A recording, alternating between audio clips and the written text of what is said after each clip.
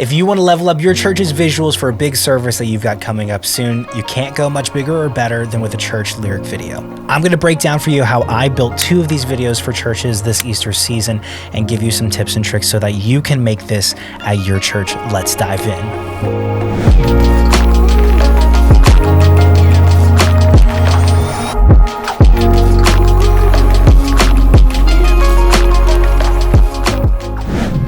Hey, give me 30 seconds to talk about 2 really cool things that are happening with Midwood Road. First off, we're launching a church design subscription called Campaign Studio. You can check it out if you're interested at midwoodroad.com/campaign studio. But what I'm super pumped about is I'm launching something I'm calling Design Review.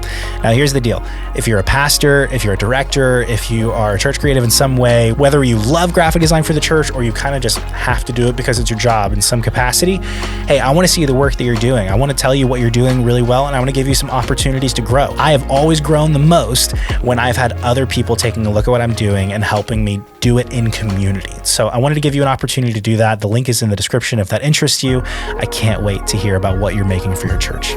Okay, so Easter is over. Everybody who's working at a church can take a bit of a deep breath now, right? So this Easter, I had 2 really fun lyric video projects for a couple of churches that I am associated with.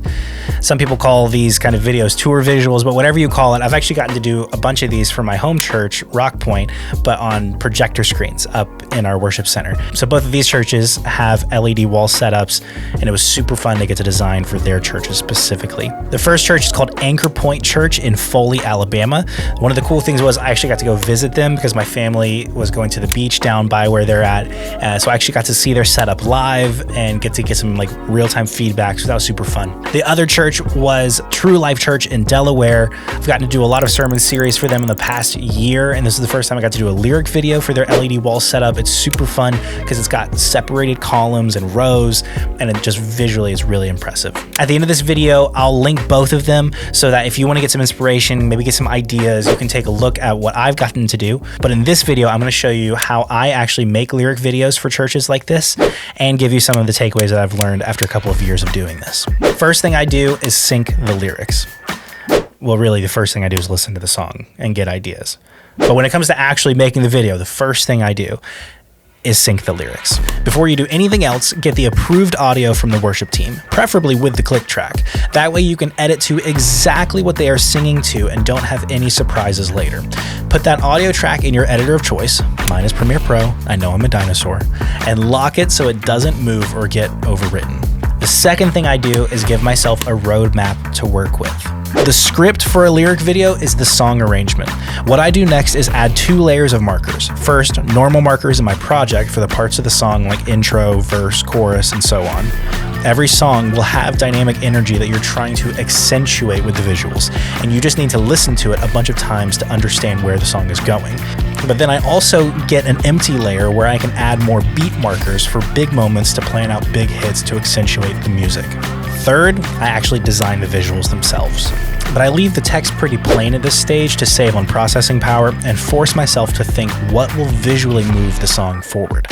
I've found this helps me keep the text legible so people can sing along, and it's stretched me more creatively than just making the words flash on the screen all the time. For you, this could be as simple as sourcing different worship backgrounds from the internet and using different ones for each part of the song. There's great libraries out there to experiment with, some free, a lot paid. And if you start to enjoy it, you can learn how to build these visuals on your own. For the True Life video, I used stock footage of lens flares and layered effects in After Effects to create something brand new, and this is what it ended up looking like.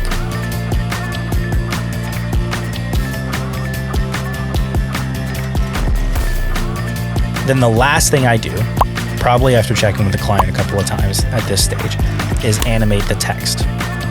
You can go as simple or as crazy as you want here. I recommend you find and watch other videos to get inspiration for where you want to go, but my goal is to always keep it legible for singability. That's an important theological conviction I have.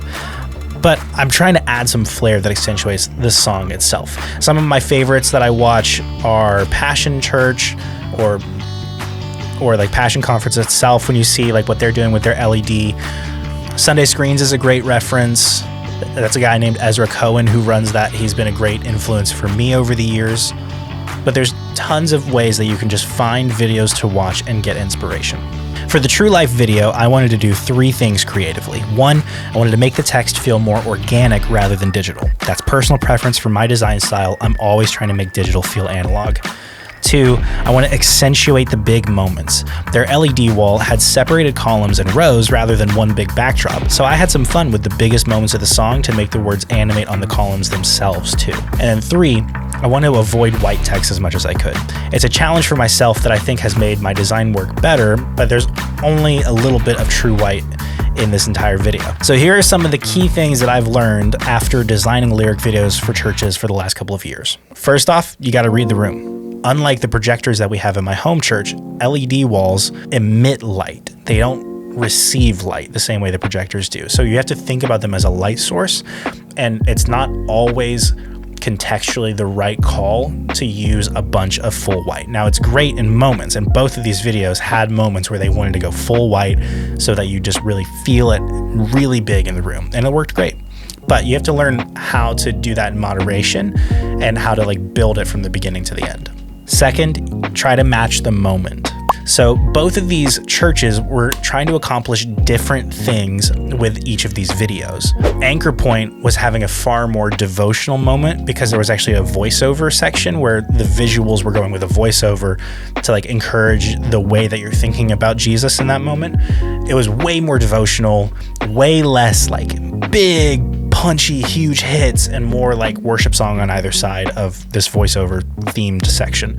Whereas the main purpose for the True Life one was just a big energetic boost before getting into the message. Big song, big kind of glory moment, tons of energy, tons of intrigue, very different purposes, even though they're being done in the same way. And then third, think in layers.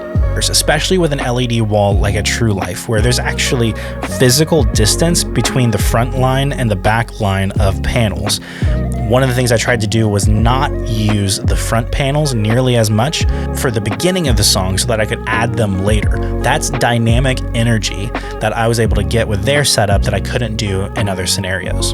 And the more that you do this kind of thing, the more that you're just going to learn what works, what doesn't. You're going to get feedback. You're going to have multiple opportunities, and you start to just take some of these things on as instinct.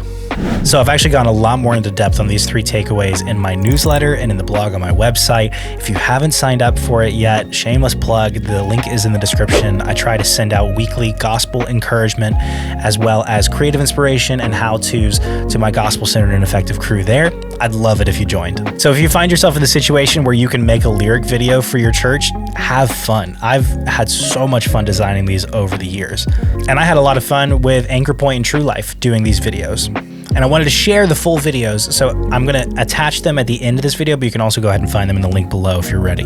So now, if you've made it this far into the video and you're kind of thinking to yourself, man, this is a lot of work for one Sunday, you're right. Of course, every church doesn't need to do this. You don't have to do this in order to be godly and stuff when it comes to your service. But, at our home church, we started doing these because we love celebrating the goodness of Jesus, especially at Easter and at Christmas. So we don't really do these kind of things on a normal Sunday morning, and I don't really even recommend that your church do this regularly at Sunday morning. It's a lot of work, especially if you're doing custom arrangements of songs. You can't just go and find the work that other people have done to use at your church. And it takes time to learn how to do this kind of thing. We're not going to apologize for celebrating something that is so good. And so Easter and Christmas, they kind of give us these opportunities to do different things, to go big, to go all out. So we do. And my hope even with making this video is just that you might be encouraged to give it a try sometime. Maybe the next celebration that your church is having is the right opportunity to try this out. Now, actually getting the music on stage synced with the visuals that you're doing, that's a whole nother thing. Now, if you want to see that, I've done it before. I've got friends who've done it before. So if you want to see a video about that, just let me know in the comments, okay? But for now, like and subscribe, and I'll see you in the next video.